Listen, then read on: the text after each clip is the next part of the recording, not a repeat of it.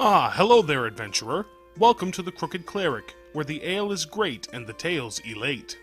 Today, I'll be telling you a truly fantastic tale of how this wonderful game, even in its most unlikely forms, can bring together people of all ages in the spirit of fun. I call this one Pistol Packin' Grandma. Settle in, and we shall begin. My group and I started playing 3.5 edition D&D with a Fallout module called Exodus, and though it was clunky, it was going pretty well. We took the living world approach, where players can roam and affect areas based on their choices and quests and travels. We were about 6 months or so in when my grandmother first asked about it after I'd told her of the sessions of my first group. I told her it was a violent 50s post-apocalyptic game full of mean people, blood, and monsters. Normally, things she hates. She's one of those overly religious grandmas that tends not to watch anything that drops F-bombs or shows lots of blood. But since she loves history, murder documentaries, 50s and survival shows, she immediately got excited and wanted to play. I wrote her up a sheet and helped her make a character. She described her character as an elderly antiques dealer that's from Pennsylvania, and was chasing a time-traveling ship named the Eldridge that went missing in the 40s. She saw a show in the real-life version, and thought it would be cool to go after it in a story. She played an elderly woman that went by many names, and constantly changed clothes, so that it was hard to track her down. We started off calling her Grandma, but later named her Pistol Packin' Grandma, or PPG for short, based on the song Pistol Packin' Mama. She started off with about 20 caps and an M1 Garand since she did well with describing her antiques dealer story. Wearing a long brown duster and a hat, Grandma started her adventure at the Mojave, since that's where the quest began.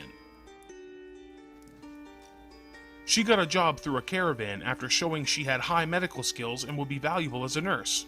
She would be riding on the caravan to New Reno.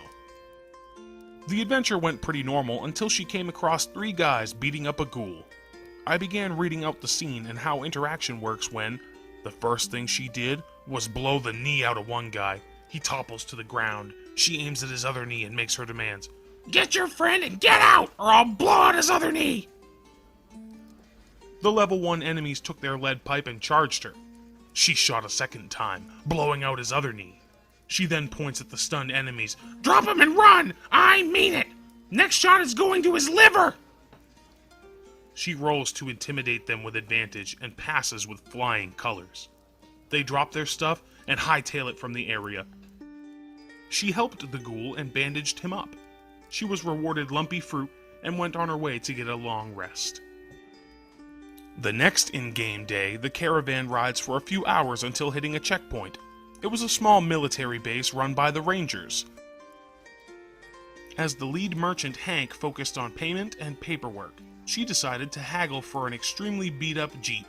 One so bad it would easily go into a death wobble at 15 miles an hour. She's given the deal, plus a full tank of gas, and doesn't even try to do rolls to find out if he was lying or not. Unbeknownst to her, I plan to show her how mean the wasteland can be with this side quest reward. Her job was to exterminate a mole rat nest from the museum half of the base. She was given a key and told good luck. So to prepare, she had an idea and began to gather trash to create something I didn't expect. A trash bag-based ghillie suit. Taking her place next to some garbage with a rifle and a wrench she found, she began her wait for the mole rats. Once she saw where they were coming from, she decided to kill the 3 already traveling outside the nest. The first was taken out with a bullet. She missed the second and third shot, though. Grandma got bit twice, but she shot and killed the second and immediately went to bludgeon the last one by surprise. Getting up from her kills, she scavenged the meat and caved in the entrance to the nest and told the soldier she'd completed the quest. He then gave her the Jeep. Except there was a problem. A superior talked to him and would only allow half a tank of gas. She attempts diplomacy, but fails. The superior introduces himself as Dante and tells her he filled it up so that she could be on her way. Unknown to her, however, he broke the gauge to always say full. She proceeded to take it and begin her travels, delighted with her far more impressive reward than what the caravan gave. A few hours later, the Jeep putters to a halt and she realizes what has happened. Me. You realize your Jeep is out of gas and it's about 2 days' walk to go back. Grandma. I don't care, they screwed me and I'm going back. Me. When it's morning? Grandma. No, immediately! So through hellish conditions, raider encounters, and low ammo, she comes across her caravan as it finally gets caught up. She uses her diplomacy to get their help with her situation, but in return they get the Jeep. She succeeds with the generous trade and spends the next few hours going back.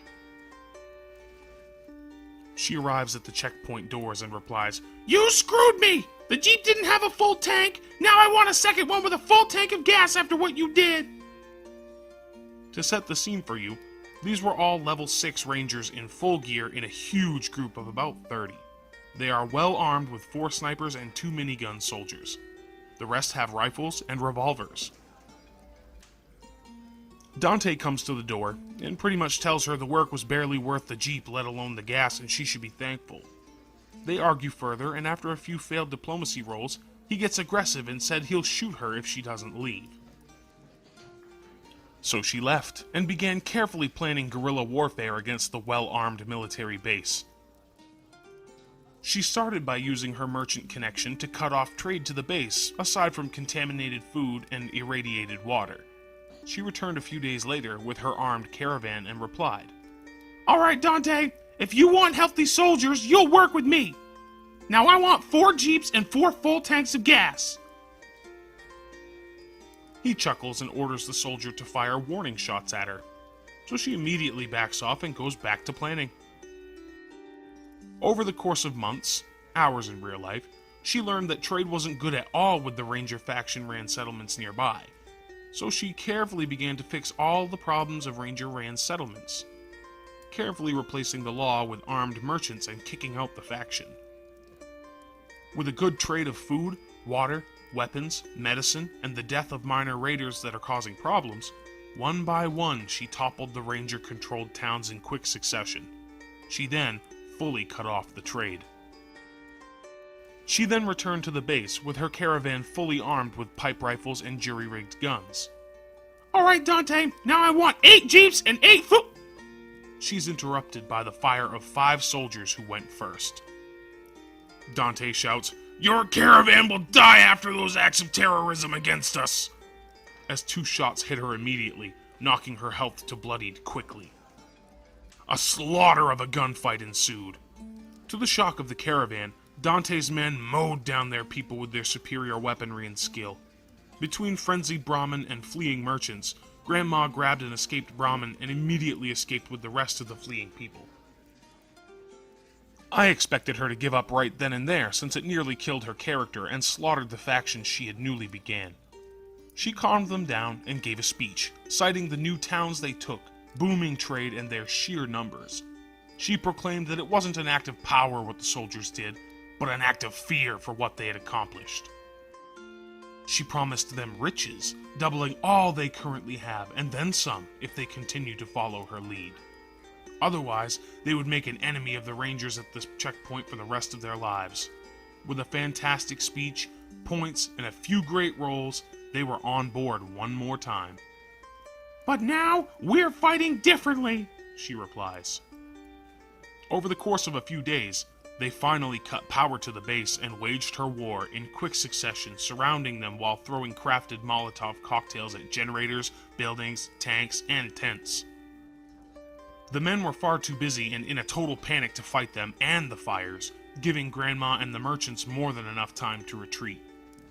Buying a scope for her rifle, Grandma focused on fitting the men for one final attack. Using the last of her crafting material, she made explosives and gave them to the men. She decided to hide herself on a nearby cliff, equipped with her trash bag ghillie suit. She stuck a large rusty pipe over the barrel of her rifle and went into place.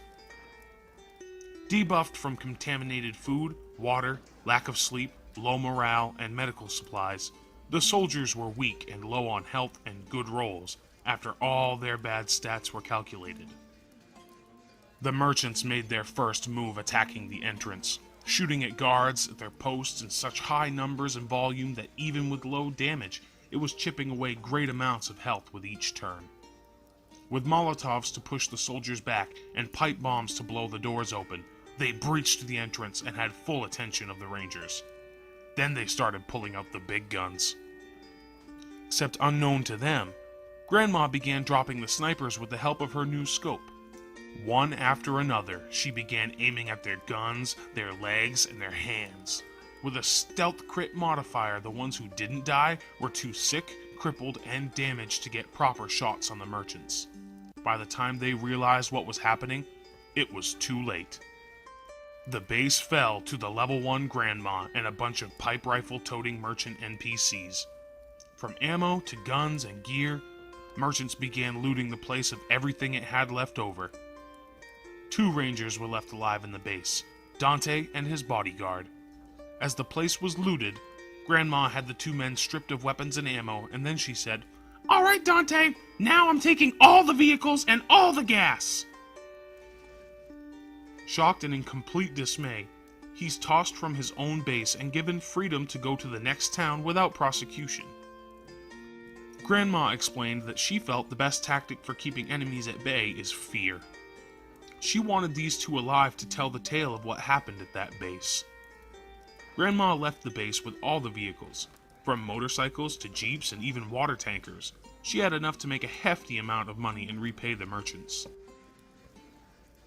I was completely shocked at how it all turned out. I've never had players go to this depth or level of petty determination and tactics.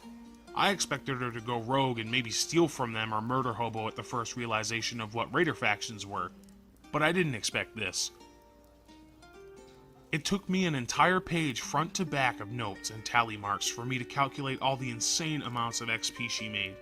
If I remember correctly, it leveled her up to 8, putting her 1 level above the group I was already playing with. Afterwards, Grandma then asked me to get her a glass of soda and said she'd like to play again, this time heading towards military bases on her way to Pennsylvania. I mentioned the other factions of Fallout lore, and the Enclave stuck specifically. She said they should have been purged the moment the Wasteland realized they existed. Her logic was that Vietnam was the moment she personally stopped trusting. "They stopped being trustworthy after Agent Orange," she said. And that is the end of our tale. Did it quench your thirst for entertainment? I knew it would. I got a knack for this sort of thing. Don't forget to like and subscribe and leave me a comment down below. Come back soon for another wondrous yarn. Till we meet again.